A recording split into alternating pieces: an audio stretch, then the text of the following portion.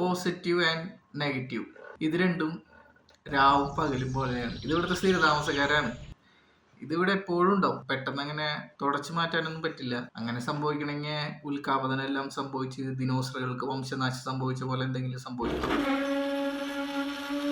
ചിലപ്പോഴൊക്കെ ഈ നെഗറ്റീവ് വാഹകര് നമ്മളെ പ്രലോഭിപ്പിക്കാൻ ശ്രമിക്കും. ചിലപ്പോഴൊക്കെ എത്ര ആത്മനിയന്ത്രണമുള്ള വ്യക്തിയും ആ പ്രലോഭനങ്ങളിൽ പൊട്ടിത്തെറിക്കും. ഇത് കണ്ട് സന്തോഷിക്കുക എന്നുള്ളതും നെഗറ്റീവ് വാഹകരുടെ ഒരു ഹ്യൂമൻ നേച്ചറാണ്.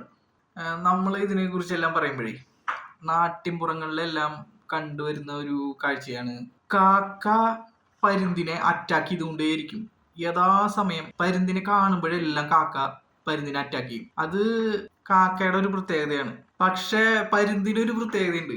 പരുന്ത് ഒരിക്കലും ഈ കാക്കേനെ ആക്രമിക്കാൻ ശ്രമിക്കാറില്ല. പരുന്ത് ഉയരങ്ങളിലേക്ക് പറന്നുയരാനാണ് ശ്രമിക്കുക. മാക്സിമം ഉയരങ്ങളിലേക്ക് പറന്നുയരും. പരുന്തിന് പറക്കാൻ പറ്റാവുന്ന ആൾട്ടിറ്റ്യൂഡും കാക്കയ്ക്ക് കഴിയുന്നതും രണ്ടും രണ്ടാണ്. പരുന്തിന് 15,000 അടിക്ക് മേലെ ഹൈറ്റിലോട്ട് ഉയർന്ന് പറക്കാൻ പറ്റും. 2000 അടിയൊക്കെ ആകുമ്പോഴേക്കും കാക്കയുടെ പരിമിതി അത്രേ ഉള്ളൂ. അത് കഴിഞ്ഞ് കാക്ക താഴോട്ട് വീഴും. അതുപോലെ തന്നെയാണ് ഈ നെഗറ്റീവ് പറയുന്ന ആളുകളിൽ നിന്ന് നമ്മൾ എത്താൻ കഴിയാത്ത ഉയരങ്ങളിലേക്ക് വളരുക. നമ്മൾ ഇത്തരം നെഗറ്റീവ് വാഹകരിൽ നിന്നോ പ്രലോഭനങ്ങളിൽ നിന്നോ അകന്നുകൊണ്ട് ഉയരങ്ങളിലേക്ക് പോകാൻ ശ്രമിച്ചു കഴിഞ്ഞാൽ തീരാവുന്ന പ്രശ്നം മാത്രമേ ഉള്ളൂ.